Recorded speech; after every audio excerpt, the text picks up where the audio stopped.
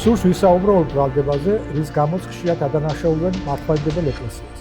პირველი, თითქოს ის ვერ ეგუება თანამედროვეობას, ანუ მხარს ვერ უბამს მის გარშემო მუდმივად მიმდინარე ცვლილებებს და მეორე, თითქოს მას დოგმატური ბუნება აქვს, ანუ ადამიანის გონების თავისუფლებას ზღუდავს.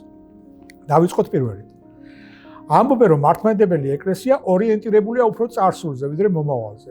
ეს გამოიხატება იმაში, რომ მის საკუთარი მოძღვრების ავტორიტეტსა და ცხოვრების წესის იდეალს წარსულის მაგალითებზე აფუძნებს და სიფრთხილით ხშირად რთულადაც ეკიდება თანამედროვეობის ისეთ გამოვლინებებს, რომლებიც საუკუნოვანი წმინდა ტრადიციისა და ადგილობრივი საეკლესიო ტრადიციების გაგრძელებად არ მიაჩნია. ზოგი ამას მართლმადიდებლობის ბუნებას აბრალებს, ზოგი კი ეკლესიის იერარქიას. სინამდვილეში მართლმადიდებელი ეკლესია ახალსა და ცვლილებებს კი არ ებრძვის. არამედ კონსერვატიულია ამ სიტყვის საუკეთესო გაგებით, რაც გულისხმობს თავარისა და მეორეხარისხოვანის განცალკევებას და მეორის ცვლილებების ხარჯზე პირველის შენარჩუნებას. როგორც წესი, თავარში იდენტობა იგულისხმება, მეორეხარისხოვანში კი ამ იდენტობის გარეგანი გამოვლინებები.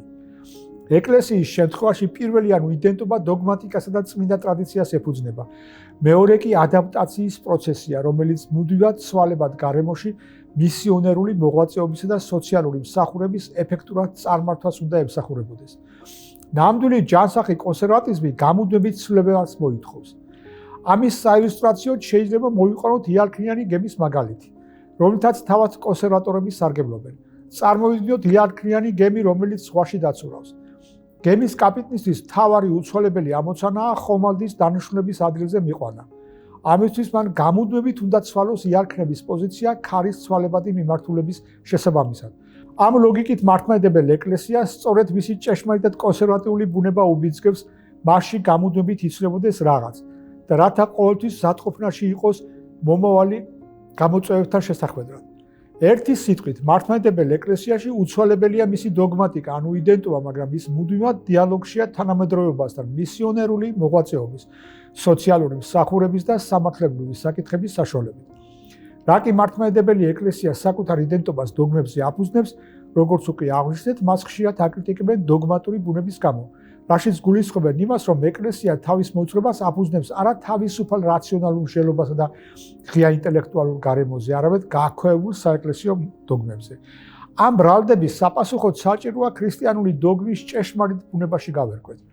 მართალია ეკლესიის ქრისტიანული მოძღვრება და საკრამენტალური ცხოვრება დოგმებს ეფუძნება, ის არ არის დოგმატური ამ სიტყვის უარყოფითი გაგებით, რადგან ქრისტიანული დოგმები არ ზღუდავს ადამიანის გონებას იმ სფეროში, სადაც ის კომპეტენტურია, ანუ იმ სფეროში, რომელიც მეცნიერულ კვლევასა და უშუალო ადამიანურ გამოცდილებას ექვემდებარება.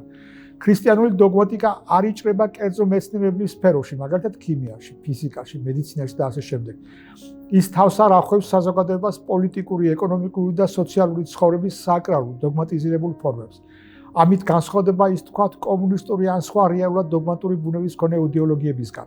მართლმადიდებლური დოგმატიკა არსებითად სხვა არაფერია, თუ არა ნახევარგვერდიანი მწამსის პერიფრაზირება ფილოსოფიურ ტერმინებში. დოგმატიკის შინაარსი გამოცხადებითი ჭეშმარიტება, ანუ ცოდნის ისეთი სფერო, რომელზეც დამოუკიდებელ ადამიანურ გონებას ხელი არ მიუწვდება. აქ იგულისხმება ქრისტიანული ტრიადოლოგია, ანუ ყოვლადწმიდა სამების შესახებ სწავლება, ქრისტოლოგია, ანუ იესო ქრისტეს შესახებ სწავლება და ეკლესიოლოგია. რა კი დოგმის ფუნქცია არსებისგან ღვთისგან მიღებული გამოცხადებითი ჭეშმარიტების შეუცვლელი დაცვაა, ის ტრიადოლოგიური, ქრისტოლოგიური და ეკლესიოლოგიური სფეროს გარეთ არ გადის. ერთი სიტყვით, მწამსი და დოგმები ადამიანის გონების რაციონალური უნარების შეზღუდის ინსტრუმენტი კი არა, არამედ გამოცხადებითი ჭეშმარიტების დაცვის იარაღი.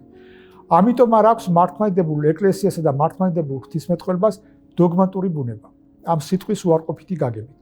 ამის გამოა, რომ მართლმადიდებელი სამყარო არ იცნობდა ინკვიზიციას და ეკლესიის მეცნიერებასთან ბრძოლის ორგანიზებულ შემთხვევას.